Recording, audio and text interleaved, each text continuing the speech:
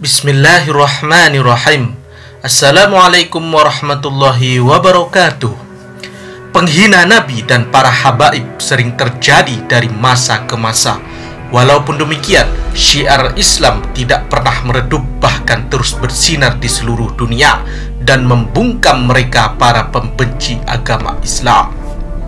Namun sebelum kita lanjut, jangan lupa untuk like, subscribe, dan bunyikan lonceng notifikasinya agar supaya tidak ketinggalan berita-berita terbaru dari channel ini. Dan budayakan menonton sampai selesai agar supaya tidak gagal paham. Nabi menyebutkan alamatun nifaq, tanda-tanda orang munafik. Kalau berjanji berdusta, dikasih amanat dia ingkar. Kalau ngomong dia berbohong, kalau janji itu tanda-tanda orang munafik. Tak terkecuali pada zaman Nabi Muhammad SAW terdapat pemimpin kaum munafik, yaitu Abdullah bin Ubay bin Salul. Abdullah bin Ubay bin Salul adalah pemimpin suku Khazraj yang kemudian masuk Islam tetapi hatinya tetap munafik.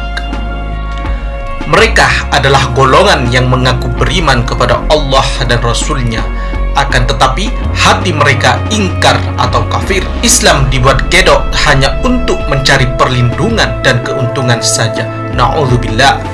Ayat yang menjelaskan golongan ini banyak disebutkan dalam Al-Quran, tak terkecuali surat Al-Munafiqun yang menjelaskan bagaimana kedok dan makar-makar yang mereka perbuat.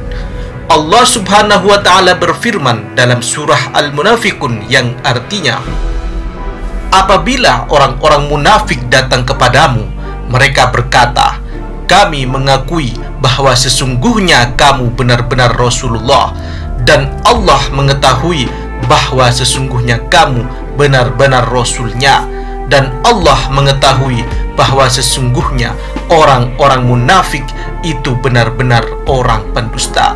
QS Al-Munafiqun ayat 1. Ayat selanjutnya Allah Subhanahu wa ta'ala berfirman, mereka itu menjadikan sumpah mereka sebagai perisai, lalu mereka menghalangi manusia dari jalan Allah. Sesungguhnya amat buruklah apa yang telah mereka kerjakan. QS Al-Munafiqun ayat 2. Terdapat 3 karakter orang munafik, yakni apabila dia berbicara maka ia berdusta, apabila ia berjanji maka ia tidak menepati, dan apabila diberi amanah maka ia berkhianat. Abdullah bin Ubay begitu membenci Rasulullah karena menganggapnya sebagai penghalang dirinya untuk menjadi penguasa Madinah kala itu. Sejak Rasulullah dan para sahabat hijrah ke kota Madinah, pengaruh Abdullah pun kian pudar hingga akhirnya Nabi Muhammad SAW yang memimpin kota Madinah. Hal tersebut membuat Abdullah marah, benci, dan dengki terhadap Rasulullah. Abdullah mengaku beriman dan beribadah layaknya umat Islam. Namun ketika ia sudah berpisah dengan Rasul, dia kembali kepada golongannya dan kembali kepada agama lamanya. Dia bercerita dan menjelek-jelekkan umat Islam dan Rasulullah. Selain itu, Abdullah bin Ubay juga kerap mengadu domba dan menjadi provokator dalam kerusuhan. Kemudian Abdullah bin Ubay, si munafik itu, hidup beberapa hari sampai akhirnya sakit perut lalu mati. Anak laki-lakinya yang bernama Abdullah bin Ubay mendatangi Rasulullah SAW dan meminta kain kafan untuk dipakai ayahnya. Selain itu, ia juga meminta Rasulullah agar mau menyalatinya. Rasulullah SAW pun mendatangi pemakaman.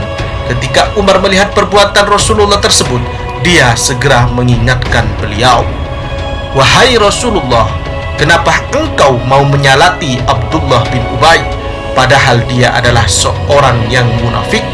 Bukankah Allah melarang untuk menyalatkan orang-orang munafik? Rasulullah pun menjawab kalau beliau mendapat pilihan dari Allah antara mendoakan atau tidak, dan Rasulullah memilih berdoa untuk Abdullah bin Ubay bin Salul.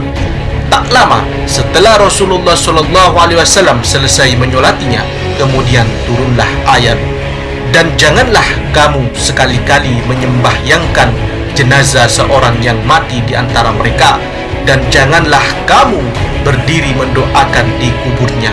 Sesungguhnya mereka telah kafir kepada Allah dan Rasul-Nya, dan mereka mati dalam keadaan fasik. QS At-Taubah ayat 84. Begitulah kiranya teguran Allah yang datang kepada Rasulullah SAW, di mana kita seorang Muslim tidak dianjurkan untuk menyolati dan mendoakan orang-orang munafik, karena dia sesungguhnya adalah musuh Islam. Sebagai seorang Muslim, kita wajib untuk masuk Islam secara kafah, yaitu mengerjakan segala perintah Allah dan menjauhi segala larangannya. Janganlah seperti orang munafik yang hanya menjadikan Islam sebagai kedok untuk mencari keuntungan dan kenyamanan mulutnya saja, tapi hatinya jauh dari ajaran agama. Janganlah sekali-kali kita menghina Rasulullah SAW dan anak cucunya. Kita sebagai Muslim wajib mencintai Ahlul Bait dan para habaib, bukan karena keilmuannya, pahamnya, pergerakannya, thariqah maupun partainya, tapi kita wajib mencintai mereka karena ada darah Rasulullah yang mengalir dalam tubuhnya. Tidak mungkin kita berharap syafaat dari Rasulullah SAW sementara di sisi lain kita membenci anak cucunya. Semoga kita semua termasuk orang-orang yang mendapatkan syafaat dari Kanjeng Nabi Muhammad SAW kelak di yaumil qiyamah. Wallahu a'lam.